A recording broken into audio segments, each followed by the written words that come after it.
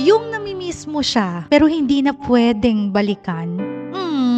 Iba kasi yung sakit niyan, pamangkin. Yung alam mo sa puso mo na siya pa rin, pero wala na kasi siya sa buhay mo at alam mong hindi mo na pwedeng balikan. Yung gusto mo pa siyang kausapin, pero kailangan mong pigilan. Yung kamay mo na gustong lumapit, pero utak mo na nagsasabing tama na, enough na. Pero hindi lahat ng namimiss mo kailangan mong balikan, ha? Mahal mo pa siya, oo. Pero dapat mahalin mo rin ang sarili mo at panindigan ang desisyon mo. At doon kasi nagsisimula ang totoong pagbitaw. Masakit na mamiss ang taong naging tahanan mo, yes. Pero mas masakit bumalik sa lugar na iniwan ka ng wasak.